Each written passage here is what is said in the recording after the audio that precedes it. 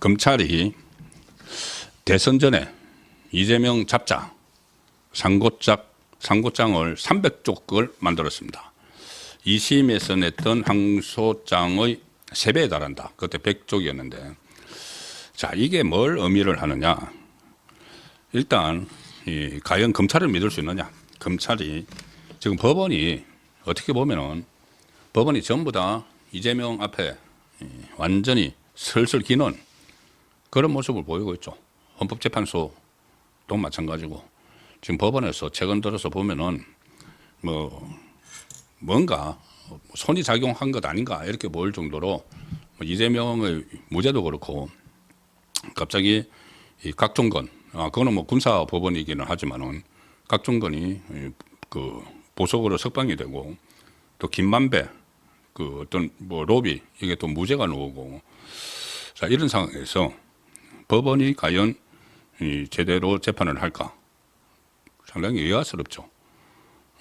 특히 지금 뭐 대장동 재판이나 이런 것들을 계속 진행을 하겠다고 법원은 이야기를 하고 이재명 쪽은 안 가겠다고 지금 이야기를 하고 있습니다. 안 가도 나중에 전부 다 털어버릴 수 있다.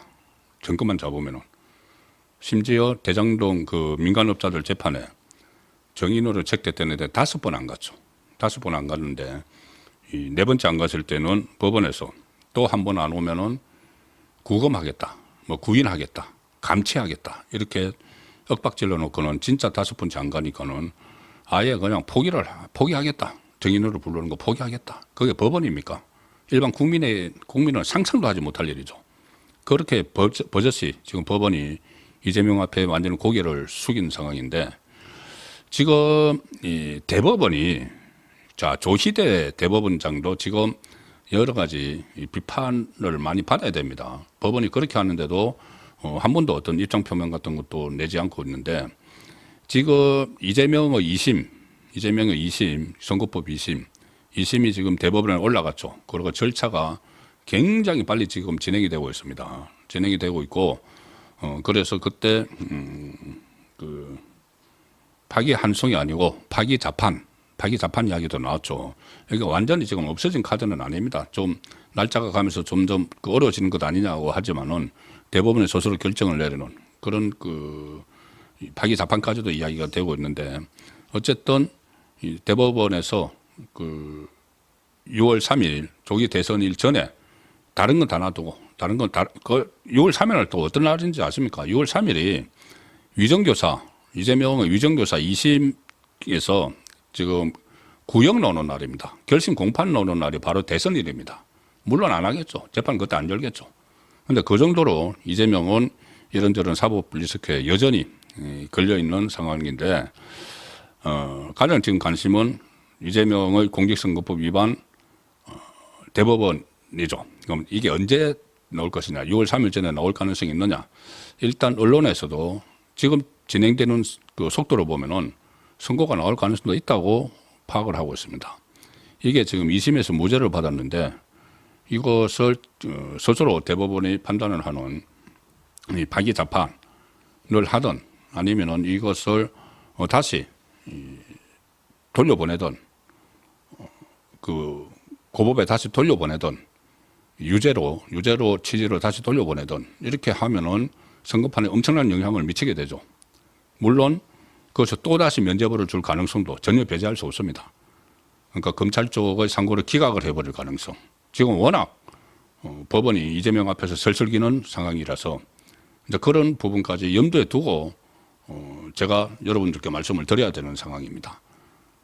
빨리빨리 하되 그 대선 전에 대법원이 최종 확정을 하되 검찰의 상고를 기각을 해버리고 이거를 완전히 무죄로 만들어버려서 날개를 달아주는 조희대 대법원이 그 상황도 지금 배제를 할 수 없는 겁니다. 이게 워낙 법원이 설설 기는 상황인데 그런데 다만 검찰은 굉장히 속도를 빨리 하고 어쨌든 이 검찰 입장에서는 다시 유죄를 받아내려고 하는 거죠.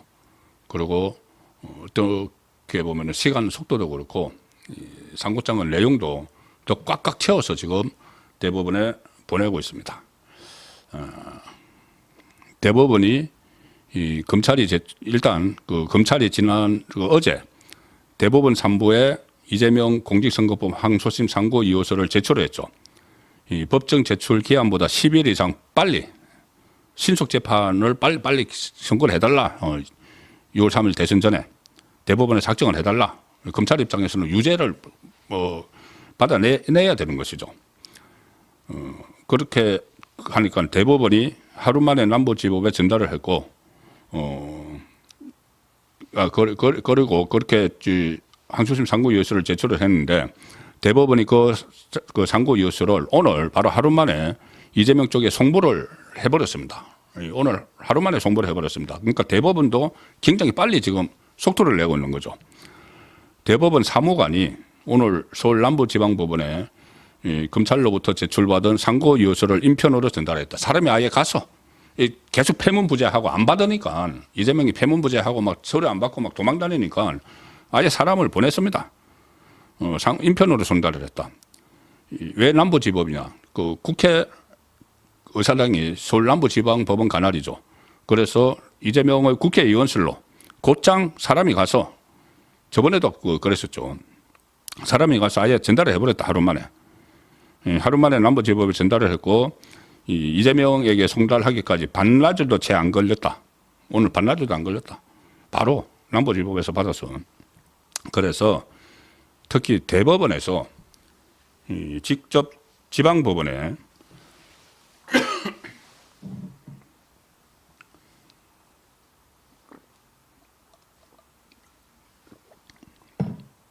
대법원에서 직접 지방법원에 인편 송달, 그러니까 집행관을 보내서 이렇게 철회하는 경우는 상당히 드물다. 그러면 여기서 일단 대법원도 빨리 최종 결론을 내리겠다는 의지가 보입니다. 그런데 거듭 말씀드리지만은 이 대법원이 빨리 결론을 내리려고 하는 것이 이재명에게 완전한 면죄부를 주기 위한 것인가, 대선 전에, 아니면은 정확한 판단을 해보려고 하는 것인가, 유죄 가능성도 있다고 생각을 해서 하는 것인가, 이 부분은 좀 더 지켜봐야 됩니다. 자, 그런데 검찰 입장에서는 여기에 온 공을 들이고 있는 거죠. 유죄를 받아내기 위해서. 이런 처리 속도라면은 지금 법조계에서는 3심 선고가 대선 날짜인 6월 3일 이전에도 나올 수 있다. 이런 관측까지 지금 나오고 있습니다. 민주당에서는 아니 대선을 코앞에 두고 대법원이 최종심 선고를 내리는 것은 그 자체로 정치적 해석을 나올 수 있다. 이렇게 내리면 안 된다. 또 이렇게 주장을 하죠. 본인들도 불안하니까. 1심에서 징역 1년 집행유예 2년 받은 것을 그 고법에 가서 정말 황당한 이유로 모든 현안을 쪼개가지고 이재명의 말을 다 쪼개가지고 무죄를 해버렸기 때문에 본인들도 대법원이 불안하죠. 민주당도. 그래서 대선 전에 내리면 안 된다. 이렇게 하는데 이 속도라면은 6월 3일 전에 충분히 대법원 3심 선고가 나올 수 있다는 분석이 지금 제기가 되고 있는 겁니다. 자, 이 상황에서 오늘 TV조선이 단독 보도를 조금 전에 한 게 하나 있습니다. 뭐냐면은 검찰이 이재명 선거법 상고 이호서를 제출을 했는데 좀 전에 제출했다고 말씀드렸죠. 그 상고장이 무려 300쪽이 넘는다. 자, 뭐라고 어떻게 되어 있냐면은 검찰이 제출한 민주당 이재명 선거법 위반 상고 이호서는 약 300페이지 분량이다. 항소심 판결문의 3배. 항소심에서 무죄를 하면서 이 판결문을 썼죠. 그게 100페이지였는데 판결문보다 3배 더 많은 이 상고 이호서를 쓴 겁니다. 조목조목 반박을 했다는 이야기죠. 한 3배로 더 때렸다는 이야기가 되는 겁니다. 판결문의 3배.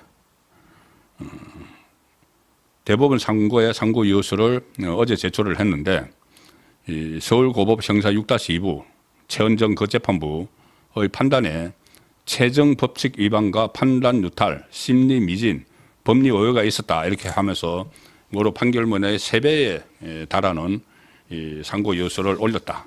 그래서 속도도 굉장히 빨리 내고 있기 때문에 대법원 판결이 선거법 판결이 나올 수가 있다. 6월 3일 선거 이전에 다만 그런 말씀드리지만은 그것이 이재명에게 날개를 달아주는, 그렇다면 조희대 대법원은 정말 스스로 법원의 권위를 무너뜨리고 법원 불신을 최악으로 치닫게 하는 그런 상황이 될 겁니다. 그리고 이거 아니더라도 이재명은 그 대선 때까지 과연 본인과 관련된 재판들 이거를 어떻게 국민에게 어떻게 설명을 할 것인지 그 부분은 분명히 내놔야 되는데 내놓지 않겠죠. 그럼 그거를 문제 제기를 끊임없이 해야 됩니다. 국민의힘 대선 주자가 확정이 되든지 아니면은 확정이 되면 계속 그 부분을 그 집중적으로 공격을 해야 됩니다.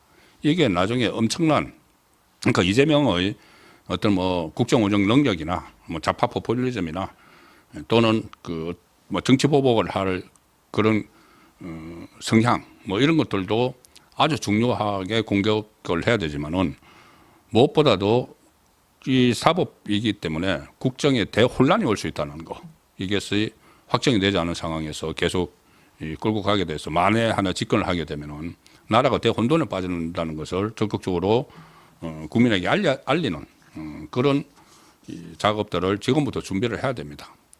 민주당 경선에서 그때 이낙연이 2022년에 대장동을 들춰내서 이재명의 사법 위기를 안겼던 것처럼 민주당 대선에서도 경선에서도 그런 부분이 나와야 되지만은 본인들이 민주당 전체의 이 위기니까. 그런데 지금 거의 뭐 이재명에게 순치되다시피 한 민주당에서 그런 이슈를 제기할 만한 인물은 보이지 않습니다. 국민의힘에서 그 역할을 계속 해야 될 걸로 생각이 됩니다.